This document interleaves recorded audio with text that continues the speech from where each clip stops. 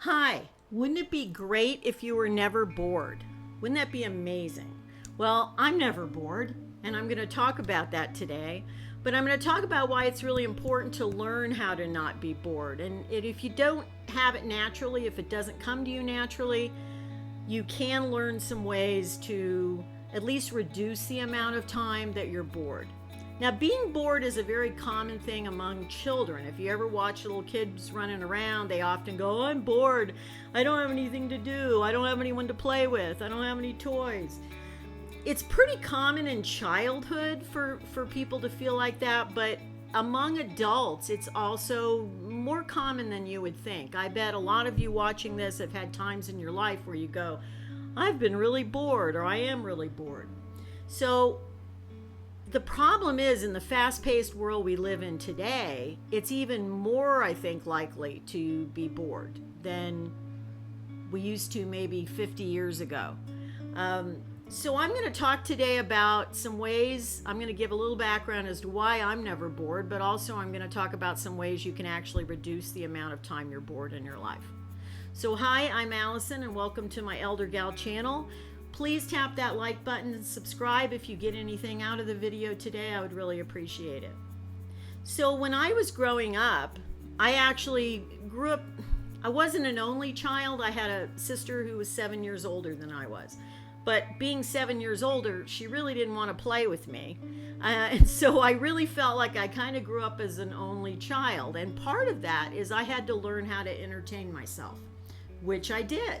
And I would actually be in my room for long hours a day, and my mother would have to actually come looking for me because I was so quiet in there playing that she wondered what had happened to me.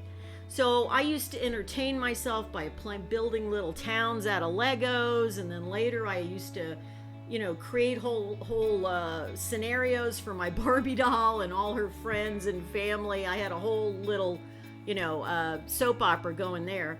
So and then later, when I was a teenager, I used to entertain myself by I'd read a lot in my room and play music and, or listen to music.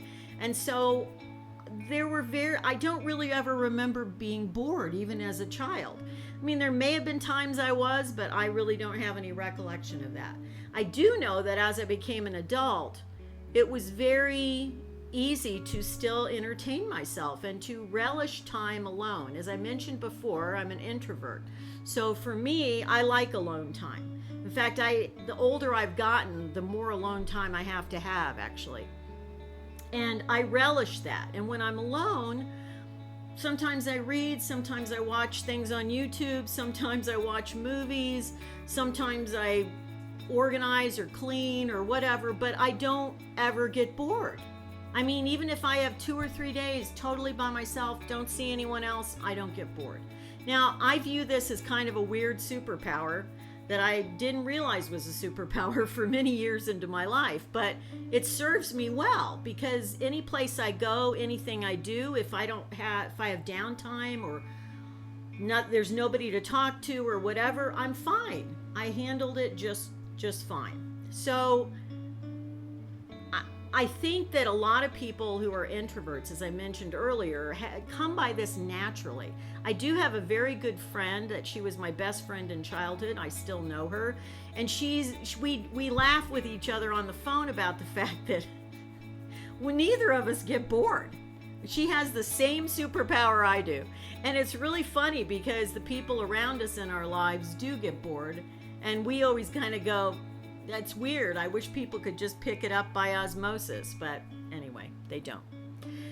So I'm going to talk here about what can you do to help yourself feel less bored in your life. Okay, so I've lumped this into 3 main categories. The first category is simplify your life. Now, I'm going to be talking about this more in future videos, but for this purpose, it's simplifying your life so that you learn to just be quiet a lot or be, just silent and just allow yourself to observe nature or observe other people. If you're sitting outside somewhere and you watch people go by, do that.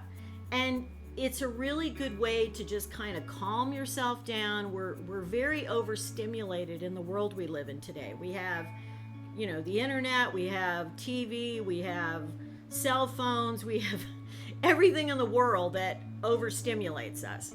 And even myself, even though I have a YouTube channel, I basically don't spend all day on YouTube. I love YouTube. I've watched it for probably 12 years, but I don't spend all my time on that. I do take time to do other things or just be quiet. I meditate on a daily basis. So those things kind of calm down the overstimulation. So simplifying your activities and not relying on technology will really help you not be bored. Because when you don't have that technology around, then you're still fine.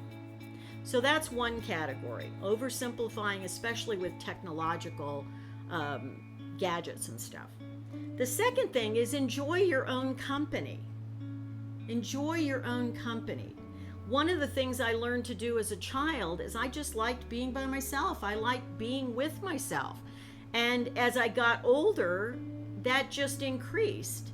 And I just enjoy being by myself. I entertain myself very well, which is actually a little separate category of entertaining, but I enjoy my own company. And so it is very important, if you've never developed this, get to know yourself and start really liking yourself and like being around yourself. Because what I have found is the people that are most easily bored tend to not like being alone with themselves. They don't like being alone with their own thoughts. So if you can start cultivating that, learn to enjoy being with yourself, that will help you not be bored. So the third thing, which is connected to that one, and I mentioned it just a couple minutes ago, was the learn how to entertain yourself. So this goes beyond just enjoying yourself or liking yourself. This is a little bit different. But entertain yourself. Have a whole thing of items or things you could do, things you could think about, things you could plan. I never have a moment where I can't be, busy in my own mind. In other words, I can sit and I can plan out, what are the trips I'd like to do in a year or 2 years or whatever. Or I can plan out what I want to do. In this case, because I have a YouTube video, I sit and plan out what do I want to do for my, videos for the next few weeks. I always have something to do. Always. And, when there's nothing else to do, I could always clean something. Not one of these over cleaners, but you have to clean sometimes. So I do clean, but I like organizing. I like, moving. I rearrange things in my apartment from times to time. So, but I always have something to do or something to think about. So I entertain myself. And remember, I was talking about when I was a child, I would just sit in my room and play for hours by myself. It's that same concept. I was able to do it as a child. I'm able to do it now. It's a great gift to yourself to be able to do that.